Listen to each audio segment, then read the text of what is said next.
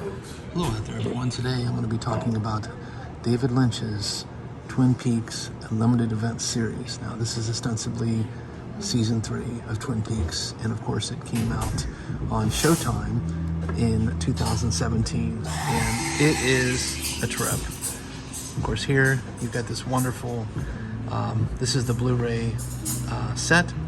It's got Evil Coop,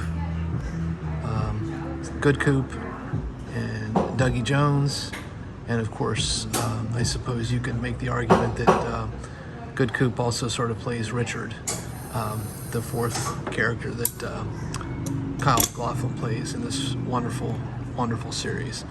Now, firstly, I'm a big fan, of course, of David Lynch, and up until now, I've not really reviewed any of his films that I have on my shelf, but I'm about to start, obviously, with this one. And some have said that Twin Peaks was a sort of a thing that deserved to live in that first season in 1990, but really never captured or recaptured the core of what made that show great after season one. I disagree. I think season one is fabulous, and in many ways it foreshadowed the things that we saw later in Silence of the Lambs and Seven, among other content. But I just feel like Lynch has so much more to say. His layers are profoundly deep, and his imagination is just beyond any normal mortal scale. It's incredible how creative he is.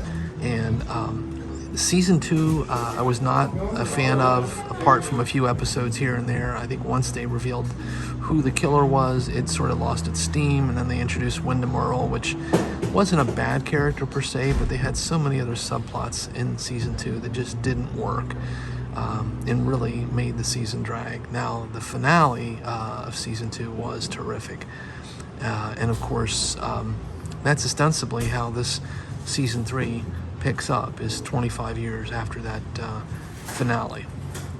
And again, this is an 18 episode series, so you're basically getting, almost 20 hours of Lynch content, and it's just absolutely beautiful. It's so wild.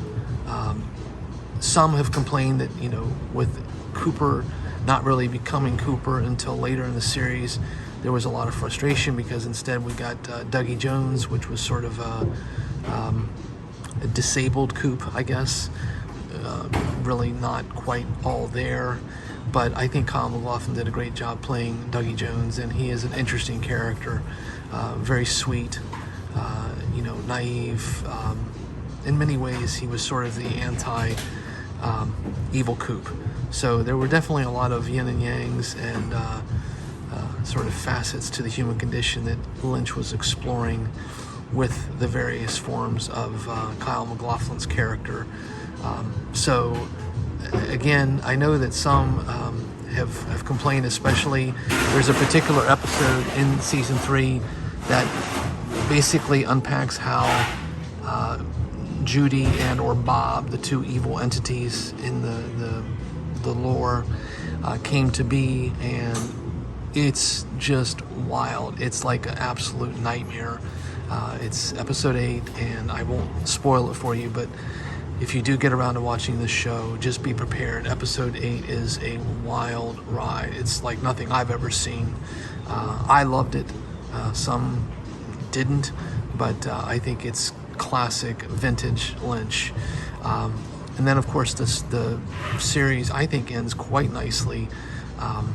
But I think there's a possibility, from what I've heard, that Lynch is making a 4th season loosely based around what happened in that last episode, or at least using some of those characters in that last episode. I believe it's called Wisteria right now, but it's really tightly under wraps, but I understand that it's going to be coming out later this year. So here's hoping for season 4 of Twin Peaks, even if it's by way of a new show called Wisteria.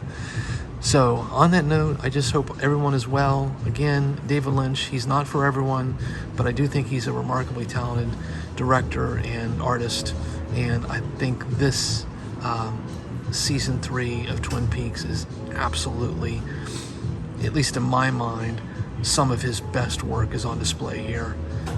So until the next time, take care, be safe.